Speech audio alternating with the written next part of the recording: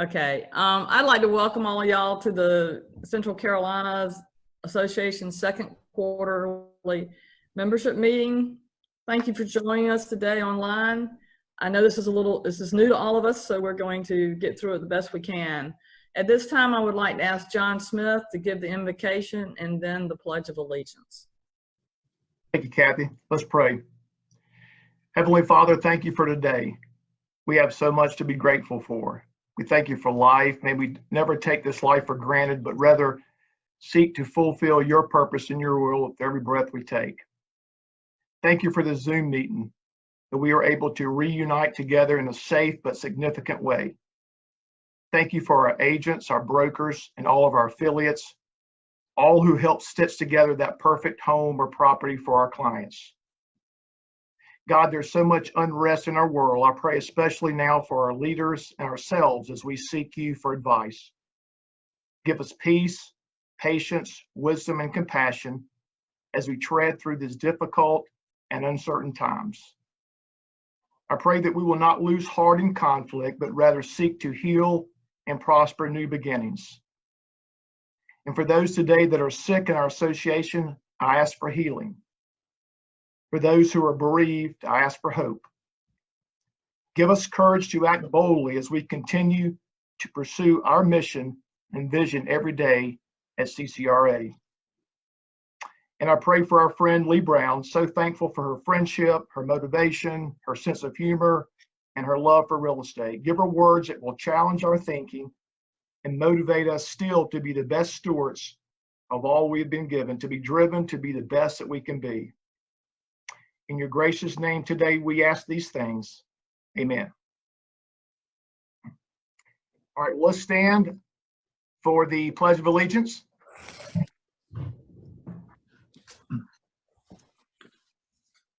I pledge allegiance to the flag of the United States of America and to the republic for which it stands, one nation, under God, indivisible, with liberty and justice for all.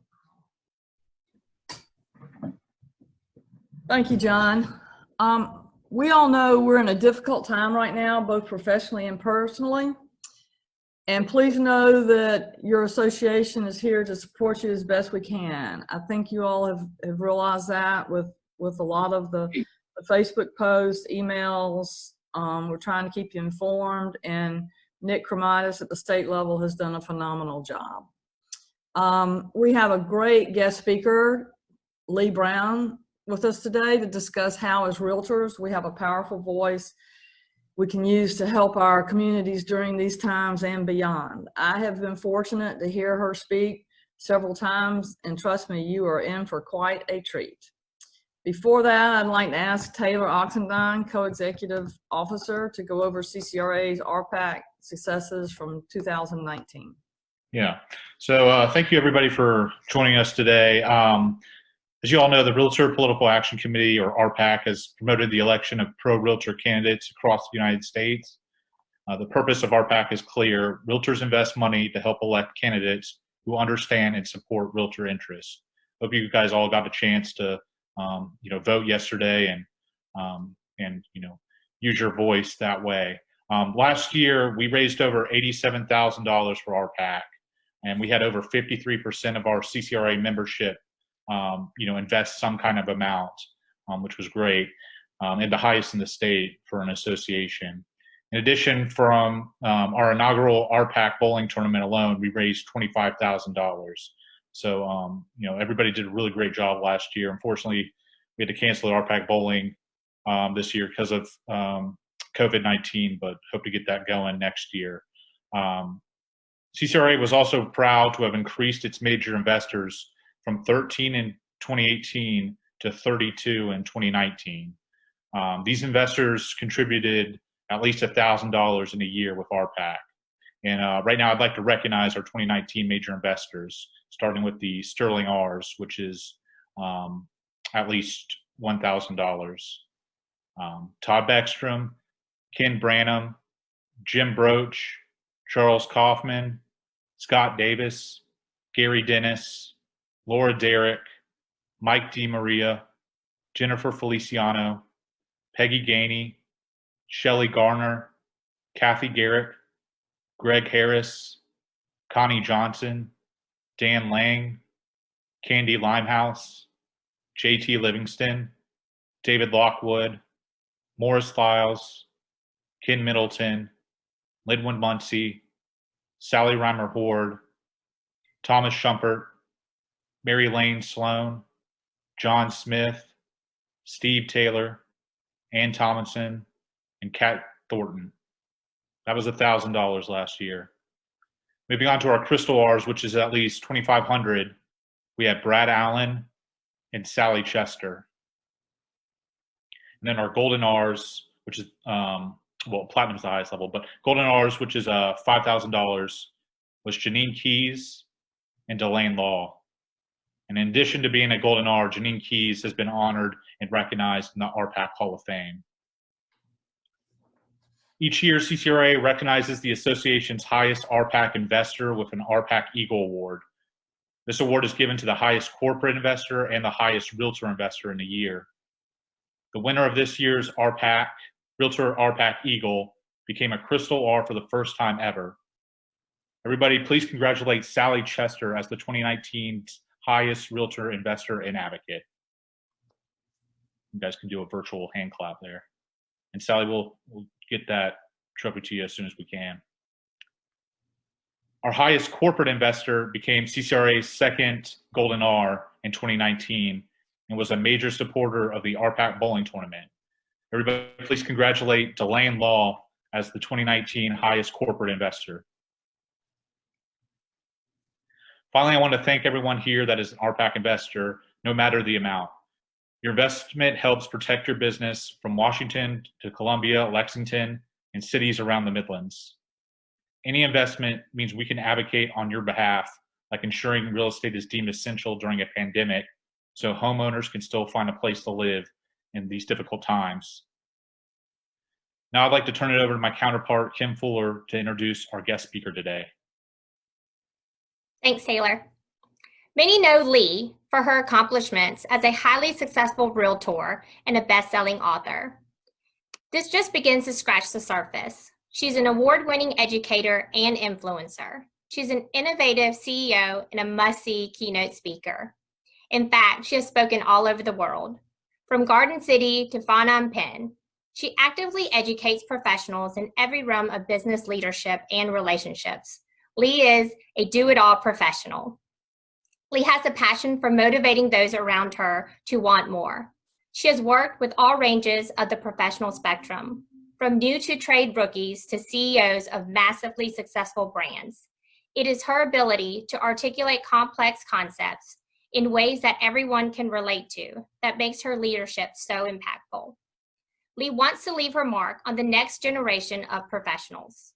Whatever your field of business is, Lee has tools that can promote growth and a team-oriented environment. She has the sales techniques. She has the experience. She definitely has the passion. Lee wants to help you.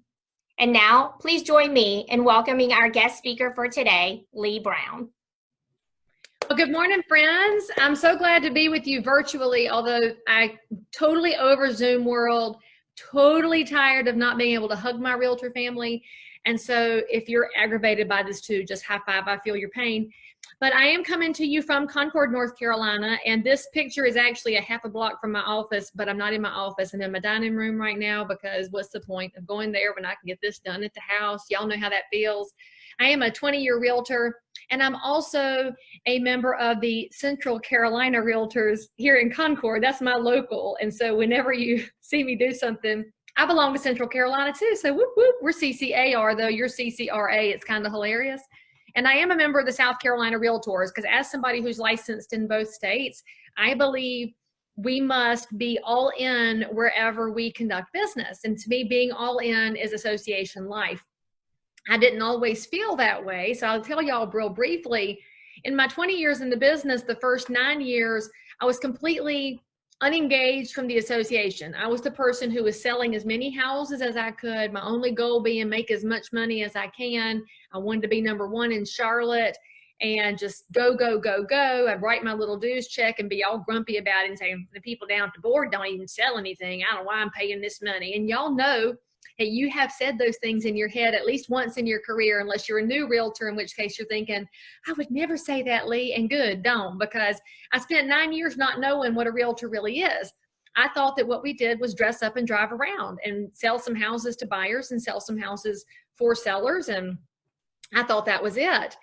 And then in 2009, some of y'all might remember that year. It was a fun time to be in real estate during the Great Recession. So from 07 to 13, any of us that were around, I'm pretty sure we all had some PTSD. And it's come back at this time of uncertainty because the fear can totally take over when you remember what it's like when the markets go down. Well, I did very well during the Great Recession because I embraced short sales and foreclosures, and I got myself very educated. And I had a mission in mind that I would not let anybody I'd sold a house to go to foreclosure. But I thought that you accomplish all these things just by selling houses and by knowing bank rules. Well, in that 2009 year, my local association had a phone bank for Rpac. And I got a phone call and they said, hey, Lee Brown, give us $99 for Rpac. And I said, why? And they said, cause you ought to. And that was the extent of it. And I'm pretty sure that some of y'all have had that same experience with Rpac. You're told you ought to give to it because it's the insurance for your business, which to me is a really tired, trite thing. We got to quit saying it because nobody understands it. And the other reason you're told to is your broker said you ought to. And you're like, well, okay, because a lot of y'all do exactly what your broker tells you. Obviously, you don't work for me if you do what your broker tells you, but some brokers must have more power than I do. So anyway, I gave my $99. But at the time, I was #1 realtor in Charlotte. So I was tonning it, making a ton of money, highly successful business. They didn't ask me for enough. Okay, I'll just tell you that. $99 was not enough for the amount of business I was doing, the amount of money I made on real estate. Owning my own firm, so much freedom, so many opportunities. You get to do whatever you want to do. You serve your clients. You get to create your own world. And then about a week after I did my $99, I got an email. And it said, congratulations, you have been appointed to the Government Affairs Committee. And I said, what? And I got voluntold. And so I don't know how many of y'all, the first time you volunteered is when you got voluntold into something. And I said, well, I reckon I'll go find out what it is. Because I did not know that realtors did government affairs. Had no idea. And frankly, y'all, the ones of you that are on this call today, I'm going to go ahead and plant the seed for you now. You kind of already knew the stuff we were going to talk about. You logged in because you either knew me or you wanted to make Kathy happy or you're trying to suck up to Steve or you appreciate your staff or you were bored or you understand the topics and you want more juice. There's a whole bunch of members in this association who need to know these things. And so you're going to have to absorb enough to go take it back out into your transactions and back out to your showings to educate your fellows on this because they don't know what I didn't know either. Well, when I went down to that first Government Affairs Committee, because I'm like, well, I've been appointed. I reckon I'll go show up. And I did. And I said, holy crap, that's what we do? That's what realtors do? Wait, what? Because I had no idea. The depth, y'all, is insane. The breadth, it's crazy how much our staff gets done, how many bills they're watching, how many conversations they're having all the time. And it was that situation where once you learn it, you can't unlearn it. And so I'll tell you that what happened after that is I quickly became a major investor because I realized that I needed to make up for lost time. And I maxed out my contributions and I have continued to max out because I have to protect this profession. We're the only people standing in the gap for our clients and our neighbors and our friends and our communities. You get that, right? Every other group out there right now that is scrambling and begging for money and crying wolf and gnashing their teeth is looking out for a specific interest, not the realtors. The thing that I learned that I've continued to learn more about is how we become the voice for people who don't have a voice or don't know they have a voice. And it's very interesting. And the CARES Act has actually given us the best visible example of how realtors do politics. And I'll tell you how we do politics because I'll mention before I get to that, I'm making myself a note to make a rabbit trail back to that because I get distracted easily. The first thing I want you to know is that yes, we do support candidates, but no, we do not play in presidential politics because that's a mess and it's not anywhere we can have an impact. And frankly, it's not as impactful on real estate where you work and live that you think. Almost anybody you ask right now, who you like, Trump or Biden, oh, they have an answer, and they will type it in all caps, and they will use exclamation points, and they'll include a meme to support their angle. And that is not realtor world. Okay, so just go ahead and put that on the side. That's for your family reunion this weekend. I'm having my family reunion over, and it's going to be fun as hell because that's going to come up, and it's hilarious. I'll just make sure everybody's had a cocktail before it comes up. Because you already know where everybody in your family lands. It's just fun to poke the bear. But realtors don't poke that bear, okay? It's over here. And you think about the state level. South Carolina is unique, right? Because your legislature is small enough and close enough to you that y'all can go knock on a legislator's door and you can see them, feel them, and touch them. It's a little different than when you're in a place like California, which is gigantic and very unwieldy, bigger population. South Carolina, y'all have access to your legislators, and you've seen the impact of that. When you have taxation issues that come up, y'all get your phone calls returned. And when you have something that impacts flood zones and you needed help after Hurricane Florence, your legislators were swooping in to help out. And one of your legislators is a good friend of mine, Tim Scott, who is your senator. Now we're talking federal level, right? So when he was working for y'all, where did Tim start? Local level. Tim started serving his community, his neighbors as a local elected official. And I point this out to you because you have in Tim the kind of person we support with realtor dollars. He is a realtor champion, and we're proud as hell to support him with dollars because you need guys like him in office. He doesn't get on TV so that he has TV time. If he's on TV, it's because somebody asked him about opportunity zones, or they asked him what's going on with this, and they're going to get an intelligent, thoughtful answer on behalf of South Carolina constituents, because Tim never forgets who he serves. He's amazing, and frankly, when he runs for president in 24, I'll be knocking every damn door I can find to knock on to get him elected, because you look at what he's done for all, right? And it becomes a situation of, no matter where you vote personally, where we vote personally usually hinges around an issue, right? We're all issue voters. You're an abortion voter, you're a gun voter, you're an immigration voter, you're a, I don't know, just pick those three because they're all hot topic items. You've got an angle on one of those three. That might be where you vote. Realtors are different. We take all those things and say, those are fights. Push the fights to the side. We like Tim because he gets property rights. And property rights are not partisan. Property rights belong to everybody in our neighborhood. They belong to all communities, all price ranges, all races and genders and ethnicities and religions, and everybody who lives in America wants their little piece of dirt. They want it somehow. And when Tim created opportunity zones, you have to realize that he was creating a capital investment structure that was going to serve our most fragile communities, the communities where dollars haven't flown in decades. And Tim says, if we make them part of the Tax Cuts and Jobs Act, we can drive investment to places where neighbors have been forgotten.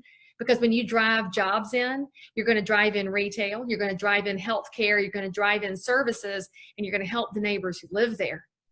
And those are the neighbors who need to step up more than our downtown areas where the skylines look good and companies like to show up, or the schlanky little suburbs where it's really nice to live. It's easy for money to go there. It was not easy for money to go to challenged places. But realtors say, give us a challenge and we'll figure it out, because we care for all neighbors. And in fact, when you think about fair housing, this is where you can start to see how realtor life starts to really intersect with how we can make our communities better. One thing you might not know about your Rpac dollars, all right? So we have people that we support, like Senator Tim Scott. And by the way, our support is across the aisle. We really don't care how you're voting or how you're affiliated. We have a spreadsheet. We have realtor issues. Boom, boom, boom, boom. Are you with us or against us? And we're just going to calculate your yeses versus your nos. And that's how we determine who realtors support. And so we have those candidates, and we have issues like opportunity zones that we support. Realtors were very in favor of that piece of the Tax Cuts and Jobs Act. Why? Because if real estate property values improve, you're going to improve neighbors' lives, and you're going to create what we call thriving communities. And when you think about fair housing, we tend to get into our silos immediately. We go towards our identity politics of color and race and gender and language, and we start slicing and dicing each other up. But the reality is fair housing is bigger than that. Fair housing's goal is how do we create thriving communities? Now you can pick and choose any human you've ever met and ask them, do you want to live in a thriving community? Now tell me somebody's going to say no. They're not. There's nobody that says, I want to live in a hellhole that's been forgotten by time where nobody wants to show up. You won't hear that, right? And so as realtors, we're like, so we want thriving communities. How do we create them? Well, you should know that your Rpac dollars support fair housing. They support placemaking grants in communities. And a placemaking grant says, so like my downtown here of Concord, North Carolina, is currently revitalizing, is trying to come back after losing the textile industry in 2003 when Fieldcrest Cannon closed permanently, creating the largest mass layoff in North Carolina history. We're still coming back, trying to have an identity that is not that of Charlotte, because Charlotte is its own beast. So Concord and Kannapolis, Mount Pleasant are trying to make, that's not Mount Pleasant, not yours is fancy, ours is cool and rural. And so we have these little areas that are trying to come back. Well, the realtors know that part of a thriving community is safe streets. And safe streets happen when people are willing to go out and walk at night and not feel like they're going to be at risk.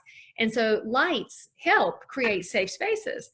And there was this really dark alley in downtown where the landscaping was kind of crap and the buildings were looking rural. And so the realtor said, do something with that alley. And so we got a grant from the realtors called a placemaking grant. And we did a public art installation in that dark alley that includes these cool LED lights and art created by local artists that we can rotate out to celebrate different parts of our arts community. And it says right there on the plaque, this was provided by the realtors. And now that that alley has art in it and it has light in it, you know what else it has in it? It has people. It has neighbors that are like, oh, check this out. This is cool. Here's my little Instagram picture. And they go walk through there. And when they walk through this alley from the parking lot to the streets, you can go to Cabarrus Creamery, or you can go to Ellis Jewelers, and you can go to Ellie's Cafe. And people come out and support local businesses, which creates a thriving piece of the community. So we have actually 5 aspects of a thriving community, which is what fair housing's goal is thriving communities everywhere. So safer streets is a part of that. And safer streets means we as realtors need to be focused on what public safety looks like. Another factor of thriving communities is strong economy. So how does fair housing play in with the candidates we support? You're going to have a more thriving economy if you have jobs. And this is where Tim Scott's work with Opportunity Zones is changing communities all across the country for the better. And the way I describe it to elected officials is this, because y'all know they're either not really smart or they're overwhelmed. And I'm not really going to judge which one it is with which elected official. You can decide. But because their desks are covered in paperwork and bills and they're waiting on their staff to come tell them what they're voting on, because that drives me crazy. I show them a rooftop, right? So I don't do the, y'all remember the church? Here's the church, here's a steeple, open the doors and see all the people. Y'all remember that? So I make them a rooftop, right? And I say, this is a rooftop. This is a thriving community. To have a thriving community, you need jobs. And to have jobs, you need rooftops. If you ain't got jobs, you ain't got rooftops. If you ain't got rooftops, you ain't got jobs. That's as simple as I can make it for them. And it's kind of fascinating because every time I've done that, they're like, I hadn't thought about that, because every elected official wants to create jobs, right? And then they want to fight about rooftops. You notice this? Why do they fight about rooftops?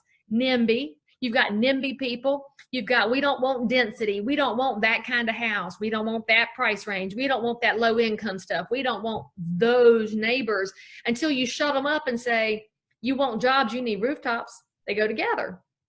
And so when you think about that, to have the rooftops that you need for jobs, you need to have what kind of rooftops? All kinds of rooftops. We're realtors. We don't just fight for McMansions and fancy waterfront properties. We fight for workforce housing. And when we're facing an affordability crunch, it's realtors that are at the front of low-income housing to say, how do we make this happen? Because we need to take care of our most vulnerable neighbors too. And this is where you have to understand Rpac is working there. You didn't even know it, because when we think about it, we're so busy fighting over presidential politics that we forget realtors are in the trenches working for things like low-income housing tax credits. And I'll tell you that when you think about that piece of how we make fair housing work, you realize that it's only realtors who see all kinds of neighbors. There's other people in different professions that will see a tiny swath of the public, but you and I get phone calls from somebody somewhere who saw our name somewhere and said, I want to buy a house. How do I do it? You've all had that phone call, right? And you say to them, that's fantastic. I can't wait to help you. Let me hook you up with my lender. And then you have your lender call them, and then your lender calls you and says, girl, ain't happening. 510 credit score, ain't buying anytime soon. So what do realtors usually do with that after they get that call? It says they're not buying for 3 years, 5 years, forever. And you know this. I'm going to make you very uncomfortable because you've done it too. You let that person go. You just kind of say, well, I can't help them, so let me go find somebody I can help. I'm on commission. I can't help but who I can help. Let me remind y'all of something here. If we really want to have an impact as a profession who says we work together for our entire communities, we have to think about how we help people who need a path as much as they need to have help today. And you have to look beyond your need to sell a house today and think about the fact that you probably gonna need to sell a house in 5 years too. I mean, some of y'all are old enough probably to retire, but you're realtors, so you won't. It doesn't even matter how old you are. Y'all are gonna be dying with your super key in your hand. I mean, come on. And so when you think about this, you realize that your job as a realtor, if you're focused on the correct outcomes for our community, correct, I mean, good opportunities for everybody, right? Not a political agenda of any sort, but the other human across the table has the right to life and liberty and the pursuit of happiness, right? And if they want to own a house one day, how do you help with that? Well, what you do is this. You better have lenders on your list, those kind of affiliate members that belong to our association that are willing to show the pathway to that specific human. That aren't just going to say, well, here, do these 4 things and good luck. No, my lenders know good and damn well you're going to get off my list fast if you don't say, let's do a 10-minute phone call. I'm going to send you a document. It's going to have a list of things that you need to do. And then my lender's going to call every couple of months and say, you good? You doing anything? You got any questions? How can I help you? I'm going to call every 6 months. Hey, just checking on you. You still making progress? You need anything? You good? I'm here.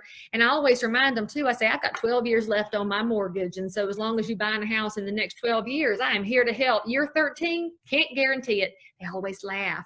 Y'all need to use humor more to let people know that we're human and it's okay if they're not rushing, because as realtors, we're known to be pressure people, but that's not how it works, right? You know, those of you that have been in the business a long time, your best business comes from the really deep long-term relationships that are actually built by taking care of this buyer who is 3 years away from buying. And if you call her every 6 months, what's that time investment?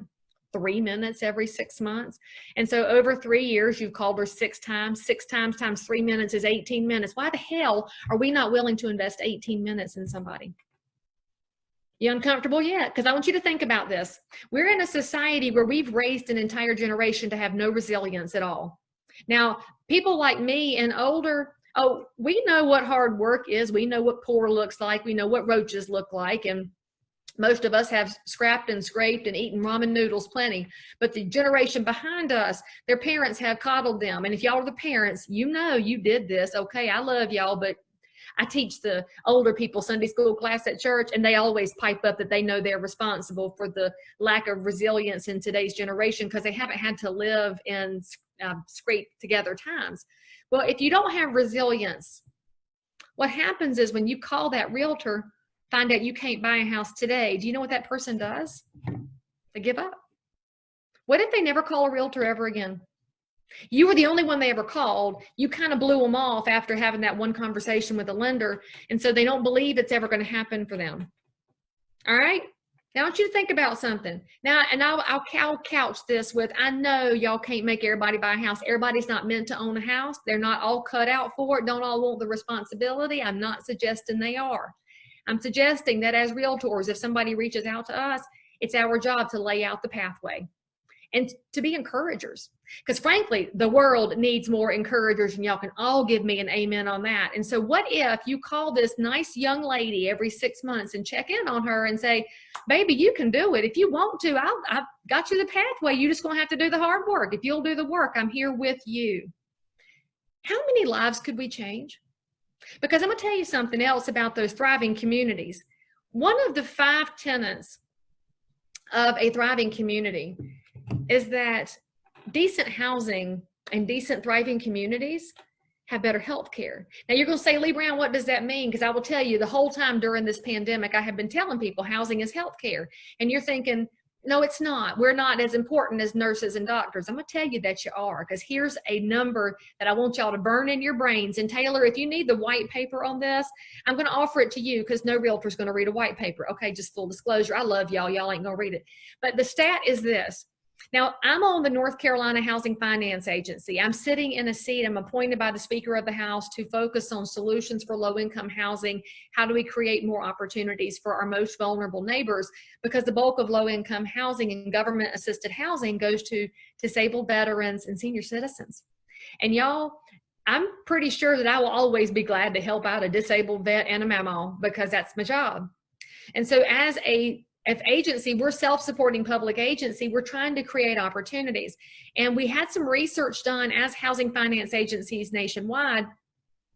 What's the impact in a community of decent housing with government assistance? You might call it Section 8. I try really hard not to say that, because people immediately think about ghettos and government buildings and good times. And that's not a positive outlook, but we know that Section 8 housing is actually just helping people who don't have the income to find a decent place to live. And for the record, most of the people in our low-income neighborhoods in North Carolina average of $15,000 a year in income. Y'all make more than that on one sale, I'm just gonna say, right? And so we're in a place where we should be part of solution finding and problem solving, right? So anyway, we're thinking about these neighbors. How do we help them? How do we create more development? So in housing finance, you can't ask a developer to build low-income housing right now, because the cost of labor and materials is so high, they can't create a low enough rent to help our vulnerable neighbors, right? Just the numbers don't work. And so you create tax credits, and tax credits is not handing people money no matter what AOC says. You really shouldn't listen to anything she says related to numbers and finance, just for the record. What you should think about is how tax credits work, and they are to support projects like this that should be public-private partnerships. So for every $1 provided in the form of low-income housing tax credits, every $1, y'all ready for this? This is a national number. You reduce your state's Medicaid burden by $3. It's a 3-to-1 return for low-income housing tax credits. And I say that because think about it. If somebody's in a place that's clean and has a roof that's not leaking and windows that aren't busted and is environmentally not full of lead-based paint, is not full of fungal growth and other issues that happen because most of your lower income housing is older properties. And we know that newer properties have more environmentally friendly items and they're just better conditioned. People are healthier. So when I talk about this, you understand housing is healthcare, and that's part of thriving communities, which is part of what fair housing wants to provide, is that kind of an environment, which all goes back to, you're thinking, how is this Rpac? I'm telling you, this is Rpac because our political advocacy dollars are why the Speaker of the House has a seat for me on the Housing Finance Board so that I can be a part of a holistic solution where I don't make any commission dollars, but don't I want a community where my most vulnerable neighbors have a decent place to live? Hell yes, I do. I think most realtors do, because don't your other homeowners have a better chance at good property values if our most vulnerable neighbors have a decent place to live? I mean, it's not rocket science, y'all. And I'll tell you as well, the other of those 5 bullet points, your strong economy, housing is healthcare, safer streets. We also know this, and I'm on my local Habitat for Humanity board, because yes, I say yes to everything. That's my problem in life. And I love Habitat. It's like the natural fit for realtors because it's a hand up instead of a handout, right? Well, Habitat has proven in study after study and year after year, students and children that live in stable housing do better in school. They have a better chance of taking their life one step ahead of their parents, which is what every parent wants. You want to see your kid take their life one notch up, because Habitat stabilizes lives. And when kids do better, we know that we all do better over time, because that's who's going to replace us and who's going to take care of us when we're old. And so that's a very important piece of these thriving communities. And we also know that people who are happy with where they live, they take better care of it themselves. That owner pride means junk doesn't wind up in a neighborhood, and you wind up with people who say, I live here and I love my neighbors and we're going to take care of each other. And so you wind up having just stronger communities on the balance. Y'all, that's what fair housing is. I just want you to think about that. And every time you're talking to somebody on the phone who wants to know what do realtors do, you're like, well, realtors invest politically to protect all neighbors. And when I talk about that, I want you to know that when we're thinking about our communities on the whole, and we're thinking about elected officials, and we're figuring out how politics works, I told y'all I was going to circle back to what the CARES Act demonstrates about who the PAC is. All right, so the PAC is 51 years old. That's older than many of us on this call. For some of y'all, it means you were just a wee baby when it came out. But the PAC is 51 years old. So think about this. Your best clients, the best ones that love you the most. Have y'all been on an appointment with them and you brought your trusty little presentation and you were professional you and you lit and you went over everything and they said, well, I mean, what you want us to sign because we're listing with you? And you're like, yes, but do you have questions about the comps? Because I brought all my stuff. And they're like, we're going to use you anyway. You don't have to go through all this. You're our agent. You're good. Just tell us what to sign. The reason you get to that point in your real estate life is because your most successful realtors develop relationships long before they ever make an ask. You didn't build the relationship for the ask. You built the relationship, and then the business came to you because you had built the trust and you had built the reputation. So if that's how your most successful realtors survive over time, have you realized that's why our PAC gets things done? Because for 51 years, we've been building relationships. And those relationships happen before we ever make an ask. The minute somebody gets elected to city council, county commission, to the state house, to the federal level, the realtors are there saying, well, who's your realtor? So that we can build relationships through that job. We call it the FPC, the Federal Political Coordinator. And so if you ask yourself, well, why is Michael Sally the Federal Political Coordinator for Tim Scott? Well, they were business partners for years. Michael is Tim's realtor. They're friends. Their relationship is deep. And so when the realtors need to talk to Tim and Michael calls him, they're probably not talking about real estate first. They're probably talking about life first because the relationship existed before the ask, which means that when we need something as realtors and Michael says, Tim, here's the scoop and here's what's going on, is Tim going to hear it differently because it comes from a relationship than if he hears it from a lobbyist? And our lobbyists have the best respect in the world when it comes to what happens in Columbia, when it comes to what happens in DC, but that's never going to be as impactful as you, the one who has that deep relationship. And so if you think about that, during CARES Act, wild time, right? Nobody expects a global pandemic. It's kind of like that line, nobody expects the Spanish Inquisition. And so if you don't know that line, then we probably couldn't be friends anyway, but if you get it, we're friends. So if you don't expect a pandemic and you're already an elected official who has to have thriving communities explained by Lee Brown like this, okay, so we know we're struggling with some of them anyway, and now they've got to deal with WHO and China, and we've got health reports, and we have wild information coming from every angle. They don't know what end is up, who to believe, what's true, what's false. They're clueless and lost. And now they're going to shut the economy down. We're going to have to save some people to what? You know, that's how they felt, right? Even though like they're acting all calm and insecure about it. At least that's how my congressman was. He was like, I mean, and because he's not a healthcare guy, right? He's a military guy. And so who's he talking to? He's got his realtor who's like, dude, pay attention to this, read this, here's 3 bullet points. Because I'm his nerd friend, right? So I'm going to send him bullet points. And here's the skinny on that.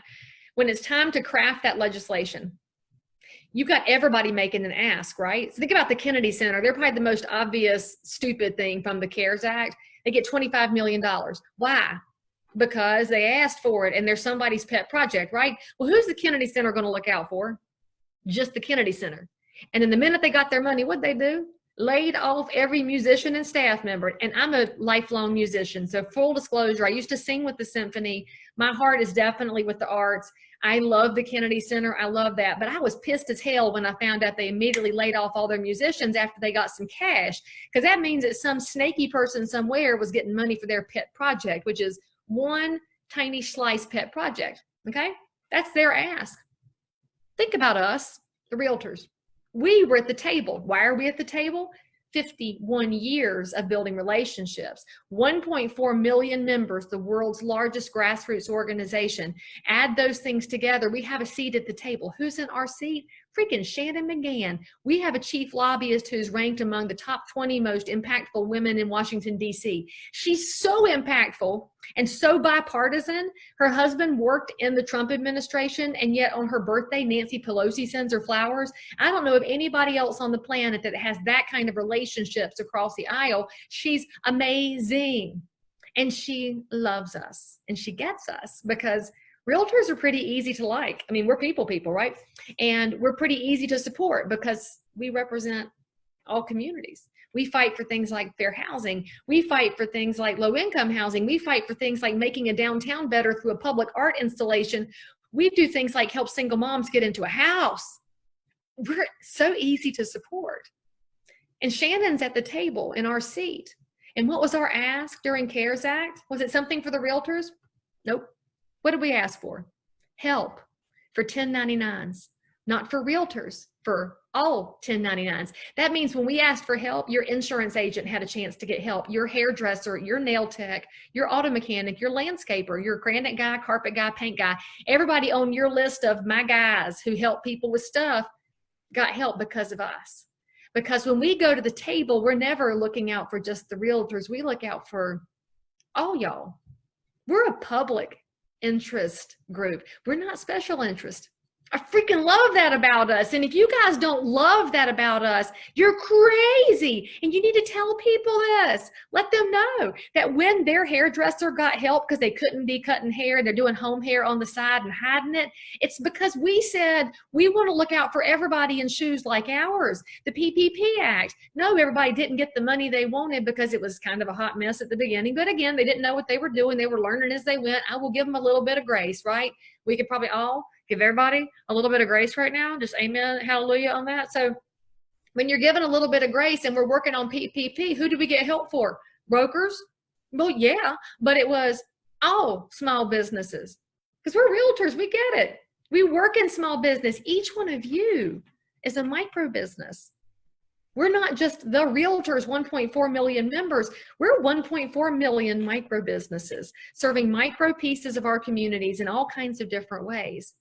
I love that about us, y'all. And I will never apologize for backing our work politically. I will never understand a member that won't get involved because they say they don't like politics. I'm going to tell you what, politics is a hot mess right now, but we have amazing people that are willing to serve. And I want to support the amazing people who are willing to serve because I need more Tim Scotts in the world and less of, I can't say it out loud because I'm nice like that, but you know who I'm talking about. I need more Tim Scott. I need more Nikki Haley because frankly, a Tim Scott, Nikki Haley ticket would be freaking amazing. And I think South Carolina could run the table with a Clemson grad and a, well, where did he didn't graduate from Presbyterian. Where's his degree from? I've already forgotten, but anyway, somewhere in South Carolina. So can we have a South Carolina ticket? I mean, y'all back that, right? I mean, that'd be freaking awesome. I can't wait. First female president's gonna be Nikki Haley, but anyway, it's a different discussion. So anyway, I need more good people willing to serve. And we're going to get that because you have to understand too about realtors. It's something else your PAC dollars support. So those of y'all are in this room, if you don't like Tim Scott and Nikki Haley, then I'm going to pray for your heart because they're both really good, awesome people. Okay, so I'm just going to pray for you. But anyway, whoever it is that you like, put them out of your head for a second. Think about who you don't like. Not too much because you don't need to have high blood pressure when you really should stay out of the doctor's office, and telehealth can't help your high blood pressure. So whoever you don't like, do you want to replace them? I know that right now in the current space that we're in, I've got a long list of people that I would like to replace. One of my favorite people on Twitter is this guy who he just makes a little picture of the hand right in the list. He's got a list of people that are on his list. He's freaking hilarious. But anyway, whoever you want to replace, you know who should replace them? A realtor. We're amazing. And what you should know about this is that part of your PAC dollars supports our candidate training program. Did y'all know that realtors do candidate training? And if you've ever thought about running for public office, and I see in the chat block over here, Gary has filed to running for office. So Gary, 2 high fives to you for putting your name in the hat. And all of y'all that can help Gary, help him. Because here's the thing. I would vote for a realtor of almost any political persuasion because of the way that we are. Right now we have lawyers running everything, which infuriates me beyond belief, that they think they are entitled to run the world when they ain't worked a damn day in their lives. I don't count lawyer and work as work. If there's a lawyer in the room, well, bless your heart, right? So I'll tell you that if you put more realtors in elected office, think about how we operate. You go to somebody's house, you're working with them as a buyer, you know how they vote. It ain't hard to tell, but you put that to the side and you're like, we're not going to fuss. We're going to find solutions. Realtors are always focused on finding solutions. That's how we get paid. We don't get paid to pick fights. We get paid to find solutions. If anybody wants to know why you're paid the thousands of dollars that you paid, you need to tell them it's because I am a professional problem solver. How are you a professional problem solver? Appraisal, surveys, loans, fungal growth, encroachments, the ex-wife who won't sign the quit claim deed. I mean, there's just so many things that we solve as problems. And that's why they hire us, because it's different in every situation. You have different humans in every situation and different possible outcomes. And realtors look for the best possible outcome for all parties. Why wouldn't we want more elected officials that are realtors who want the best possible outcome for all parties? Because that's kind of who I'd like to have as elected officials. Well, when realtors are thinking about this, we want more realtors serving. And so you'll see realtors, we actually have record numbers serving on the local level and the state level right now, knowing that if we can create more Tim Scotts that we support when they're on city council, so that as they grow their way into the most influential offices in the land, we have champions that, oh, we've built a relationship with before we ever made an ask. We're not just suddenly their friend because they made it to Capitol Hill. We're their friend when they're serving right here in downtown. And so if you've ever thought about serving, the candidate training is now online. We have done them in the associations many, many times. I like live classes better because I'm an old person, but if you want to take it online, go to realtorparty.realtor. If you're at realtorparty.realtor, you can always find out what we're doing on the federal level as issues work. You can sign up for candidate training. I mean, you can make your investment. If you need to make more of an investment, you can reach out to pretty much any of us will take your investment. Frankly, we're always good like that, but get educated. And this is the last thing I want to tell you before I wrap up here. I want y'all to see what I'm wearing on my blouse here. Y'all see this pen? That's a major investor pen. It's the most expensive piece of jewelry I own by far. It's way more expensive than this one. And here's what I do with it. I wear this every day, all the time. And if any of y'all watch my videos, you notice it almost all the time, unless I'm in my running clothes. I don't wear it when I'm running because it would like rust because I smell and sweat when I run. And so I wear it when I'm clean. And people ask me, they're like, is that a service pen? And I say, no, it's an investment pen. They say, what are you investing in? I say, I'm investing in you. What do you mean?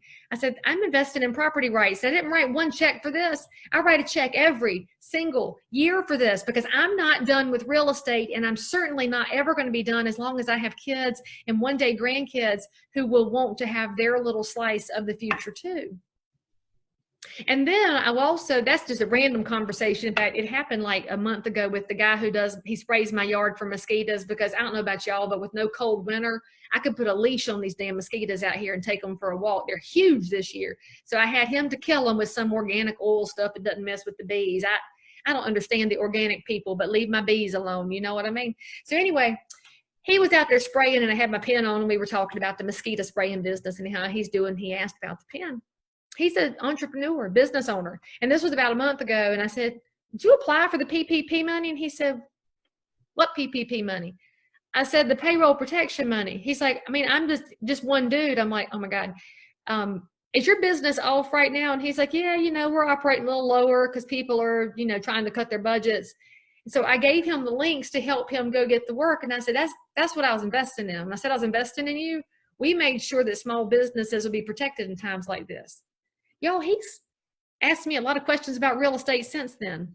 Not all of them about his personal house, about his commercial building that he wants to buy, and about what do I know about permits and zoning, because when people find out you know this much about real estate, they're going to assume you know this much, which is why you need to know this much, because most of your competitors know this much because they're not willing to learn, and we can't have that. We need all realtors on deck, and we need all realtors on deck so that people think differently of who realtors are. If you're tired of being known as a money-grubbing, blood-sucking realtor who dresses up and gets paid for nothing, this is how you fix that perception. So I wear this on buyer and seller appointments too. And I've been doing this for several years, and it's very good on Zoom because I do all my consultations on Zoom now, and it shows up real good in the light of the camera. And I point them out and I say, I want you to see what I'm wearing here. It's my most expensive piece of jewelry. And here's what it means. This indicates that I write checks to the realtor's political advocacy work. It also means I make visits to elected officials here in our county, at the state level, and in Washington, D.C. And I do that to protect your right to sell the house we're talking about right now. Or if it's a buyer, to protect your rights to buy the house we're going to find for you. You ask every realtor you know if they're doing the same thing, or if they really just are interested in one more sale. And here's what's happened. I win a whole bunch of listings that way because everybody else is like, I'm going to get you the most money, woo! And I'm like, I'm doing the work. Let people know you're working and you're doing something more than average, y'all. And here's the best outcome ever. You're going to love this. So y'all know how at a certain point in your career, you wind up competing with the same people over and over for whatever reason. It's like you get called on an appointment. Who am I interviewing against? You're like, of course it's her. Of course, because it just always is. Well, I compete with these same two ladies all the time. I love them. We've done 1,000 cross deals together. I mean, we all have good relationships. Well, they finally figured out how I was beating them out so often on listings because apparently one of my appointments was a spy. And so the realtor two called me and she said, how do I get one of them pins that you wear? Because she's not involved in association stuff. She just sells. And I said, it's $1,000, sister. She said, where's the link? And I said, I text it to you now. Boom, Sterling R. About a week later, Realtor 3 calls me and says, I heard that Realtor 2 got one of those pins. How much did she give? I said, she give 1,000. And she said, then I'll do 1,050. And I said, girl, I love realtors, because she gave just a little bit more because we're competitive like that. And here's why I love that, y'all. Some realtors would say, damn it, I lost my competitive advantage. I'm thinking to myself, this means every time I want an appointment competing with those two, that consumer heard this message 3 times. So now by default, they're going to think all realtors are engaged. All realtors care about communities, and that changes what the public thinks about us. If you're tired of wondering why we keep losing out to the Zillows and the hedge funds of the world, it's because the public thinks that we're less than we are. But if we can showcase how we're actually more than they ever realized, we can change the profession forever. And I'll tell you, there's been no better example of that than right now. In the last 80 days of these stupid stay-at-home orders and all the panic and fear that's in the world, where's Zillow been? Yeah, nowhere. Don't hear anything about them, do you? Yeah, they stopped buying. iBuyer took a break. Oh no, real estate's an uncertain asset class. Well, no shit, Sherlock. It always has been. It's a cyclical item. Where'd the hedge funds go? Open Door and Offerpad. Where'd they go? Oh, they stopped buying. Oh, why? Because they see real estate for a minute as an uncertain asset class. Are they back now? Yeah. Are they buying again? Yeah. Because what do they see real estate as? Dollars. Just dollars. But we're realtors. We never went anywhere. We've been here the whole time. And the whole time we have been neighbors, and we have been caring for each other, and we have been providing counsel and advice and perspectives to people who didn't know which end was up during this time, because we don't go anywhere. Because we're public interest. We care about our holistic entire communities. We're amazing like that. We don't see anybody's house as a dollar sign. I hope to heavens you don't. And I hope to heavens that next time you go on a listing appointment or a buyer appointment, you're going to wear your jewelry. You're going to tell that person in the public, this is who realtors are. Hopefully one day you'll hire me as your realtor, but until then, I'm going to keep working for you on the public advocacy side, because y'all, there is no National Association of Homeowners. There's us. We stand in the gap, and we do it for every neighbor in our communities. And I'll tell you one more thing before I finish talking here, because I always have one more thing, obviously, because I'm a realtor. But I'll remind you of something. Each one of y'all has the ability to change an election. And here's what I mean by that. First of all, you know you have to vote, right? And I'll tell you my favorite voter example. In North Carolina, we have this town called Orem, and it has 92 people in it, right? So, you know, South Carolina's got some of those towns too. It's like yay big. And there were 2 candidates for mayor. All right. Do you know how many votes were cast for mayor? 2. The guy who won and his wife. The guy who lost did not even vote. So if anybody ever says they don't vote because their vote don't matter, I'm like, well, let's just talk about the town of Orem. And that's why it matters, because, you know, things can shift that quickly. And the reason I say you as a realtor can affect outcomes is not just because of you, right? So I know that you know your vote matters because we've seen the impact of elections. But I want you to know that when you have a house that you work with the buyers on, that's 2 voters. You represent the sellers over here, that's 2 voters. They may have teenage kids that just turned 18. Those are voters too. So you'll notice every time there's a primary election or a general election, if you follow me on social media, you'll see I'll make a video and I'll say, hey, if you want to know who the realtor's back, let me know and I'll give you some guidance. Because I had mentioned at the very beginning how we all have our preference for President Trump versus Joe Biden, and your neighbors and clients do too. But when it comes to city council, they're like, eeny, meeny, miny, his name sounds good, let's use him, and she has the same name I do, I'm going to pick her. They don't have the foggiest idea who these people are, which is the only way I can justify what's happened in Minneapolis with that idiot who's running their city council. Holy shit. But anyway, I think that happened because people don't pay attention. And so you have to help people. And so this is where I say, I'm not going to tell you what we're not arguing about those big uglies, right? We're going to talk about who the realtor's back and how we pick people. We pick people who are going to look out for our communities and look out for property rights and are going to focus on our whole community. That's who we like. Your past clients, friends, neighbors, they're grateful for that advice. I know that I've turned a couple of seats because I know how many of my people went out to vote. I offer to carry them to the polls on election day. That's a fun client event. Now, y'all might not want to do it right now because some people are nervous about the corona, but I tell people, I'm like, we ain't gonna talk about who you're picking on the way there, but if you need a ride, I'll come get you and haul you over there, no big deal. Because I mean, I'm in Concord, ain't that far to take somebody to the polls. Think about how you can just be a more vocal proponent for the good side of politics, and that's how we make politics better. It's going downhill right now into just a pit of hell, but realtors can bring it out because we tend to bring out the best in people.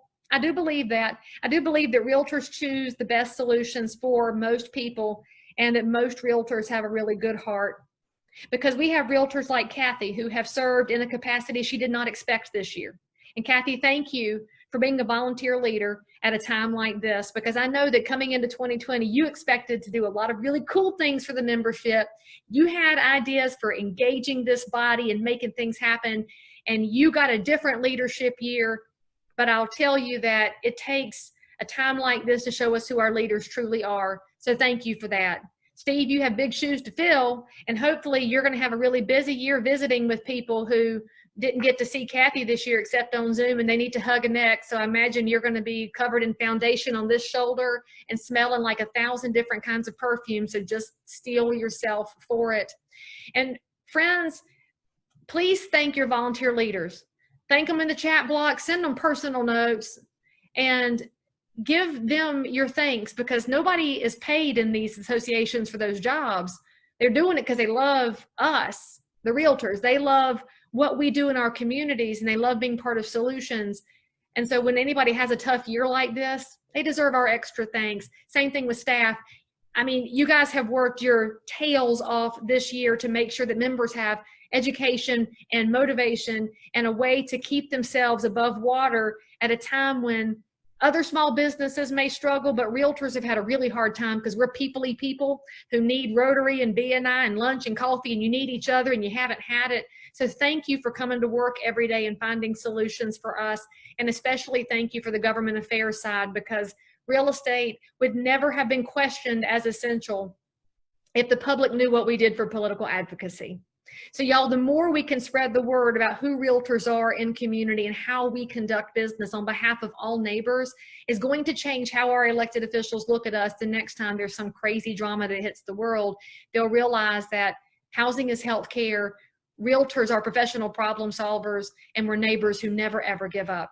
So thank you for letting me come in and visit with y'all today. I can't wait to see you in person. I better see all y'all in October at our Region 4 conference, because I'm so excited that we're having all 4 states together for the first time in 60 years.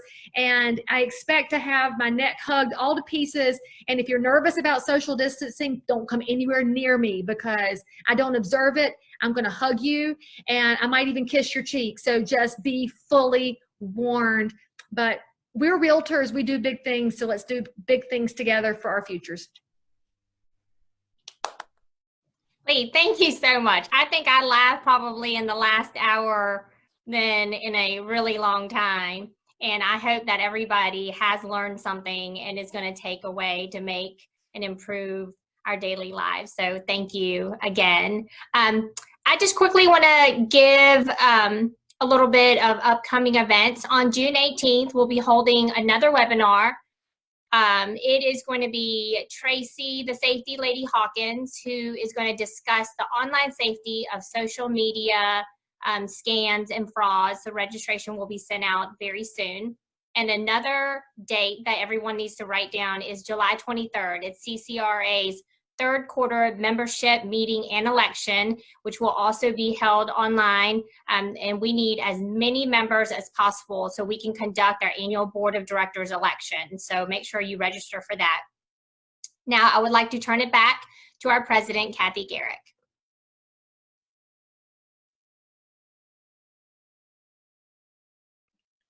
Kathy, you're muted.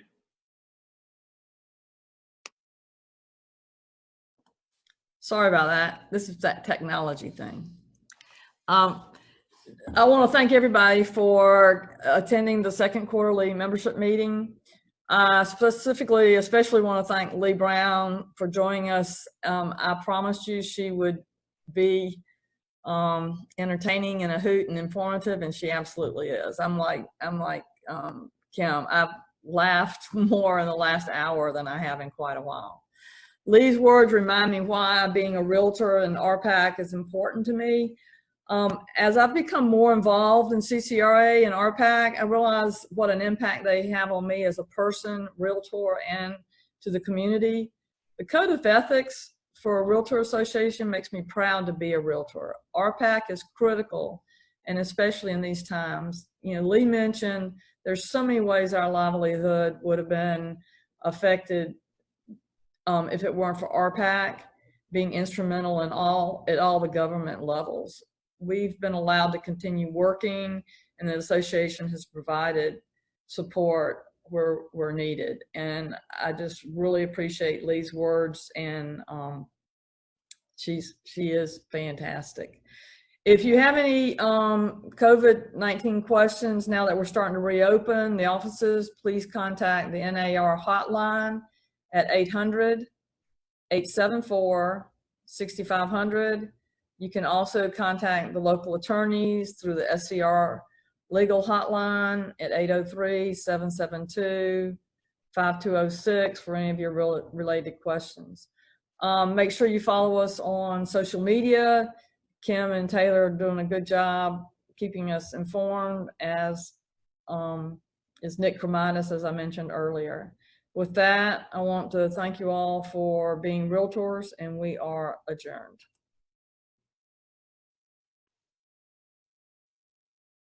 Thanks, Lee.